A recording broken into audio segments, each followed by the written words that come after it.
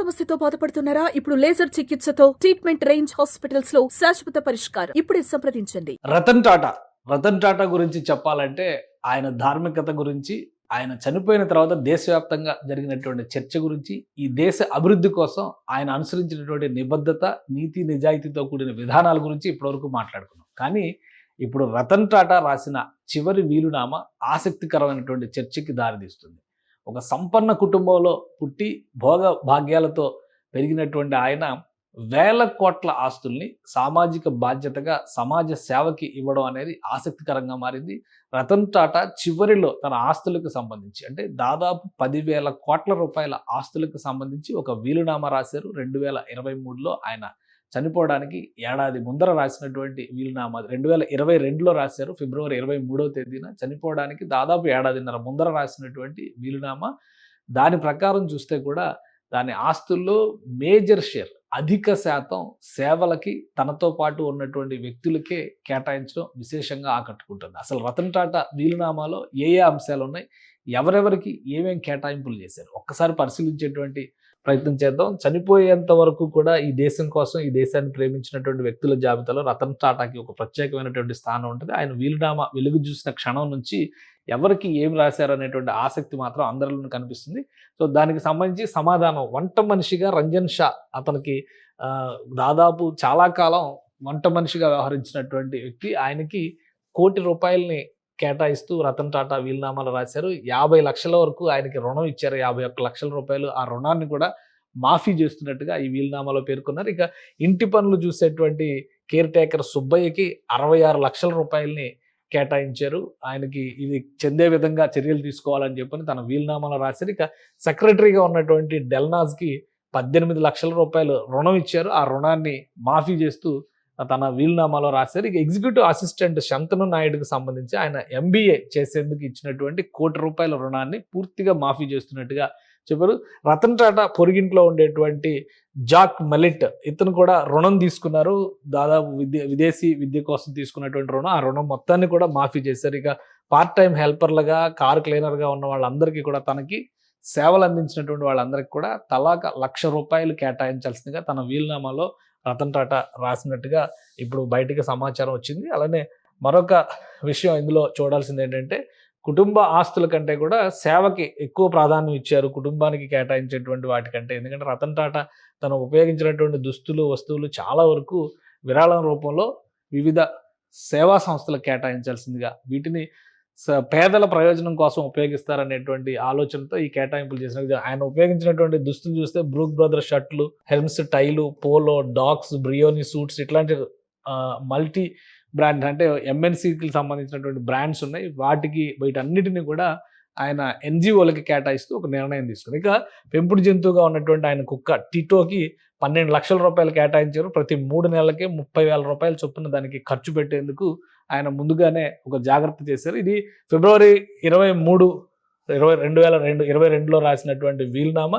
ఈ వీలునామా ప్రకారం ఇప్పుడు కుటుంబంలో మరి ఎవరెవరికి ఆస్తులు ఇచ్చారు, ఎందుకంటే దాదాపు 3,800 కోట్ల రూపాయలు ఈ బయటికి కేటాయింపులు చేసినటువంటి అంశాల్లోనే ఎక్కువగా పోతున్నాయి. కుటుంబంలో ఎవరికి ఎంత ఇచ్చారనే దాన్ని కూడా ఒకసారి చూద్దాం. రతన్ టాటాకి వరుసకు సోదరులు అయ్యేటువంటి సెరీన్ జిజుబాయి, అలానే డయానా జిజుబాయి పేరు మీద ఒక 800 కోట్ల రూపాయలకు సంబంధించినటువంటి ఆస్తుల్ని బదలాయించారు.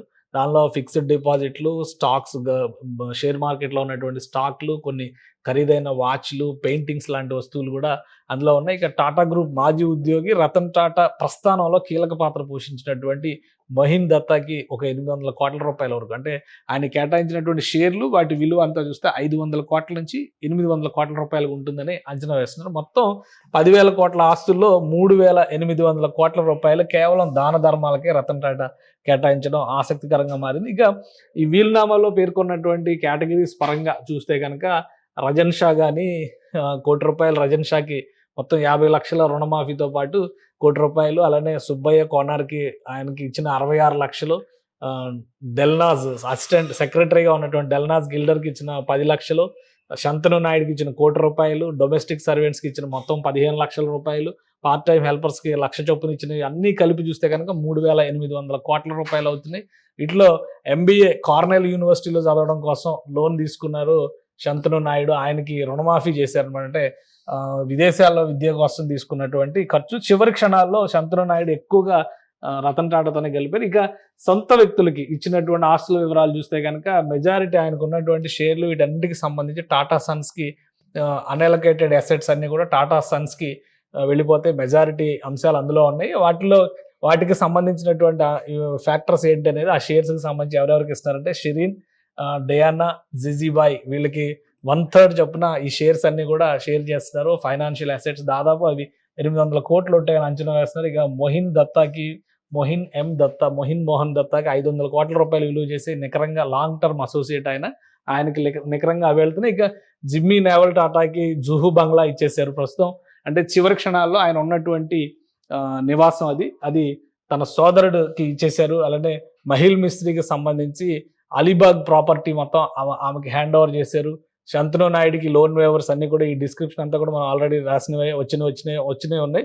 సో పెట్స్కి ఇచ్చినటువంటి 12 లక్షలు. ఇది మొత్తంగా చూస్తే సొంత వాళ్ళకి తాను ఇచ్చినటువంటి ఆస్తులు అంటే టాటా సన్స్కి సంబంధించినటువంటి షేర్స్ని అలాట్ చేయడంలోనే ఉన్నాయి. అవన్నీ కూడా ఈ ముగ్గురికే వస్తున్నాయి. పర్మనెంట్ అసెట్స్లో చూస్తే జిమ్మీ నేవల్ టాటాకి, మహిల్ మిస్త్రికి బంగ్లాలను కేటాయించారు. మిగతా ఆస్తులు అన్నిటినీ కూడా 3,800 కోట్ల రూపాయలు విలువ చేసేటువంటి ఆస్తులు అన్నిటినీ కూడా తనతో చివరి క్షణాల వరకు గడిపినటువంటి వ్యక్తులు, తన ప్రస్థానంలో భాగమైనటువంటి సేవకులు వీళ్ళకే ఎక్కువ కేటాయించారు. ఇంత పెద్ద మొత్తాన్ని ఒక సంపన్న వ్యక్తి లేదా టాటా గ్రూప్ లాంటి సంస్థకు ఒక చైర్మన్గా వ్యవహరించినటువంటి వ్యక్తి కేటాయించడం అనేది ఇప్పుడు ఆసక్తికరంగా మారింది. మొత్తం ఈ వీల్నామాకి సంబంధించినటువంటి డీటెయిల్స్ అన్నీ కూడా ఫైనల్ బిల్ని బాంబే హైకోర్టులో ఆల్రెడీ పిటిషన్ రూపంలో సబ్మిట్ చేశారు. సో కోర్టు వీటన్నిటిని కూడా పరిశీలించి ఆ ఆస్తులకి సంబంధించినటువంటి వాల్యుయేషన్ అసెస్మెంట్ వేసిన తర్వాత ఒక అడ్వకేట్ కమిషనర్ని నియమించే అవకాశం ఉంటుంది. ఆయన చేసినటువంటి ఫైనల్ విల్లో చేసినటువంటి సూచనల మేరకు ఎవరెవరికి ఏమేమి రావాలి, ఎవరెవరికి ఏది మాఫీ జరగాలి, అలానే ఆస్తులు స్థిరచరాస్తుల రూపంలో ఉన్నటువంటి వాటిని షేర్స్ రూపంలో ఉన్నటువంటి అసెట్స్ని బదలాయింపు చేసే ప్రక్రియ మొత్తం కూడా ఆ అడ్వకేట్ కమిషనర్ ఆధ్వర్యంలో పర్యవేక్షణలో జరుగుతుంది. మొత్తం ఈ ప్రాసెస్ కంప్లీట్ అవడానికి కనీసం ఒక 6 నెలలు పట్టేటువంటి అవకాశం ఉందని చెప్పని న్యాయ నిపుణులు అంచనా వేస్తున్నారు. రతన్ టాటా మరణించిన కొద్ది రోజులకే ఆయన చివరి వీలునామాకు సంబంధించినటువంటి విషయం కుటుంబ సభ్యులకి ఆయన వ్యక్తిగత లాయర్లు వివరించారు. అయితే దాన్ని ప్రొసీజరల్గా చూసే బాధ్యత మొత్తం మళ్ళీ అదే లాయర్లకి అప్పగించారు.